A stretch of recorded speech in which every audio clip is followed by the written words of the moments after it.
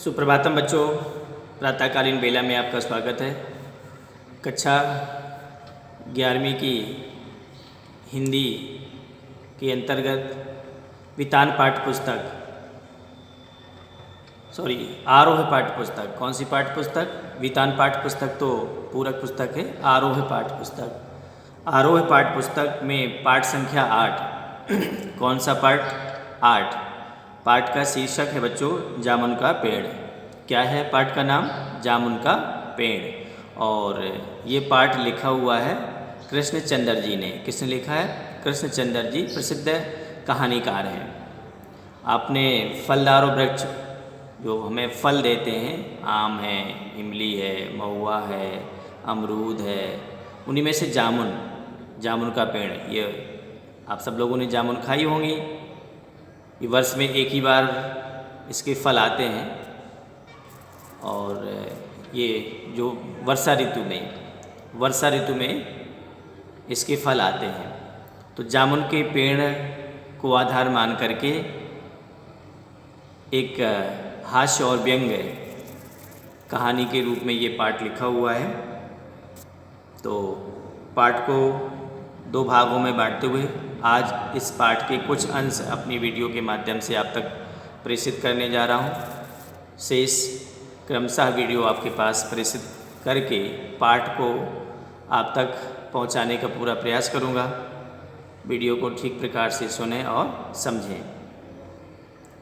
तो इस कहानी में कि जामुन का पेड़ एक परिसर में, कार्यालय में, सरकारी कार्यालय में रहता है, वो टूट जाता है और उसमें एक व्यक्ति दब जाता है। तो क्या क्या घटना है, उसको निकालने में क्या क्या परेशानियां आती हैं, किस प्रकार से लोग उसको बचाने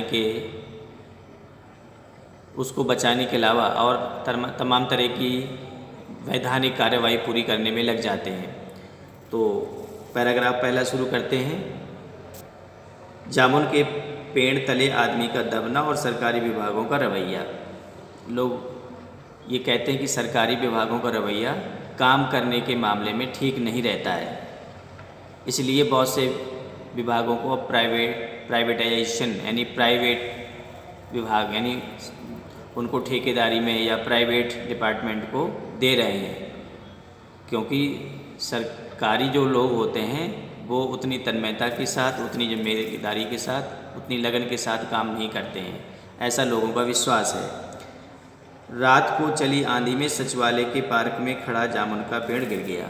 कहाँ खड़ा था बच्चों? सचिवालय में, सेक्रेटरिएट में, उस परिसर उसमें खड़ा जामुन का पेड़ गिर गया। सुबह माली ने देखा कि उसके नीचे एक आदमी दबा पड़ा है। माली ने क्या देखा? कि उसके नीचे एक आदमी दबा पड़ा हुआ है। उसने यह सूचना तुरंत चपरासी को दी। माली ने देखा कि पेड़ टूट गया और उसके नीचे एक व्यक्ति दबा पड़ा है, तो माली ने सूचना किसको दी? चपरासी को। इस तरह मिनटों में दबे आदमी के पास भीड़ इकट्ठी हो गई।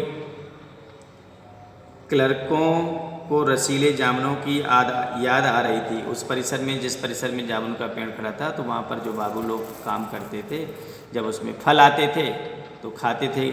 तो अब जामुन का पेड़ टूट गया तो जामुन के फलों की याद आने लगी।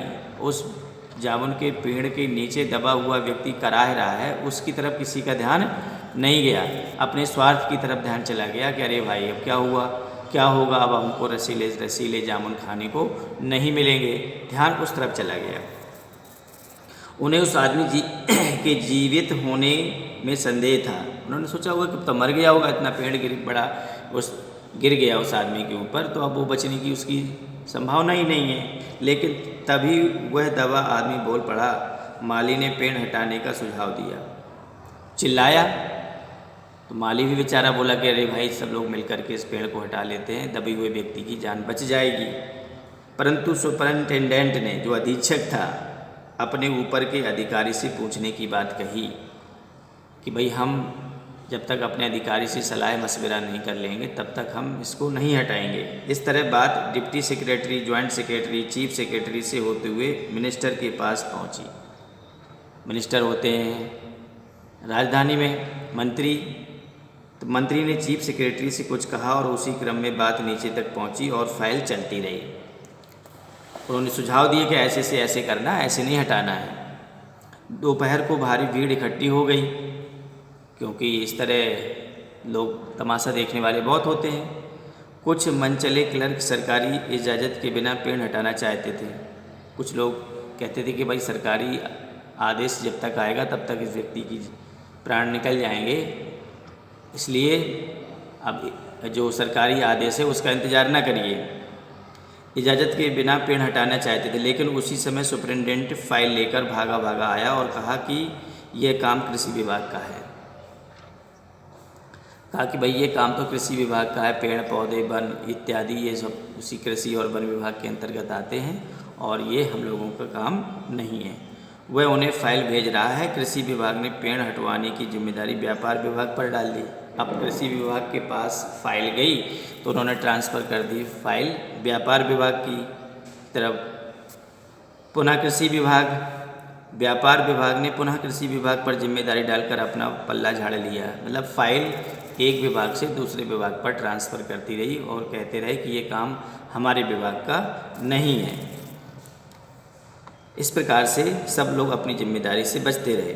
दूसरे दिन भी फाइल चलती रही। शाम को इस मामले को हॉर्टिकल्चर विभाग होता है बच्चों, उद्यान जो फल इत्यादि के वृक्षारोपण कराता है, फलदार पौधों को डिस्ट्रीब्यूट कराता है, लगाता है, तो हॉर्टिकल्चर विभाग के पास भेजने का फैसला किया, क्योंकि ये फलदार पेड़ था। सब लोगों ने कहा भाई ये तो फलदार वृक्ष है और ये हॉर्टिकल्चर डिपार्टमेंट का है। अब हॉर्टिकल्चर विभाग का अड़ंगा और मेडिकल विभाग की प्लास्टिक सर्जरी। अब हॉर्टिकल्चर विभाग क्या उसमें एक्शन लेता है?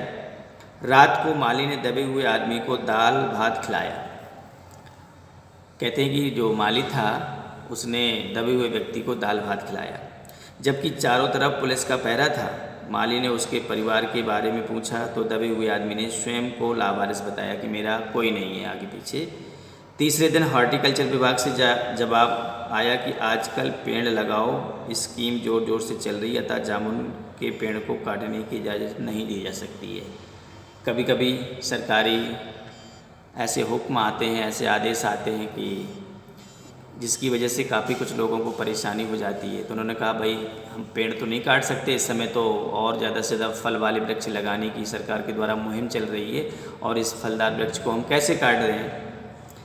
एक मनचले आदमी को ही काटने की बात, एक मनचले आदमी ने कहा कि तो ऐसा करते हैं कि इस आदमी को ही 2 पार्ट में कर देते हैं, 2 भागों में विभाजित कर देते हैं। तो एक मनचले ने आदमी को ही काटने की बात कही, क्योंकि इससे पेड़ बच जाएगा। अब ऐसे थे कि अरे भाई जामुन का पेड़ तो नहीं काटा जा सकता, जब सरकार का ऐसा आदेश आया है तो इस आदमी को ही काट दो। दबे हुए आदमी ने इस पर आपत्ति की कि ऐसे तो वह मर जाएगा। आदमी काटने का सुझाव देने वाले ने अपना तर्क दिया कि आजकल प्लास्टिक सर्जरी उन्नति कर चुकी है। उन्होंने कहा कि काट के निकाल लो, फिर इसके बाद प्लास्टिक सर्जरी, हमारी जो चिकित्सा विज्ञान है इतनी उन्नति किस्म की हो गई है कि हम इस व्यक्ति को प्लास्टिक सर्जरी के माध्यम से पुनः जीवित कर लेंगे। यदि आदमी को बीच में से काट कर निकाल लिया जाए तो उसे प्लास्टिक सर्जरी से जोड़ा जा सकता है। इस बात पर फाइल मेडिकल विभाग में भेजी कि भाई मेडिकल विभाग से बल ऐसे सलाह ली जाए कि वो लोग अपना क्या मत देते हैं कि ऐसा हो सकता है। वहाँ से रिपोर्ट आई कि सारी जांच पड़ताल करके पता चला कि प्लास्टिक सर्जरी तो हो सकती है किंतु आदमी मर जाएगा, अतः यह फैसला रद्द हो गया। तो आज के वीडियो में इतना ही आपको समझाते हैं कि तो अभी तक जितना समझाया उसमें आपने निष्कर्ष निकाला कि किस प्रकार से सरकारी कामकाज चलता है और किस तरह से लोग अपने स्वार्थ में अंधे रहते हैं। उनको जामुन का पेड़ गिर गया तो फलों की याद आई और उस दबे हुए व्यक्ति की याद नहीं आई। तो आज की वीडियो में इतना ही, शेष कल। धन्यवाद।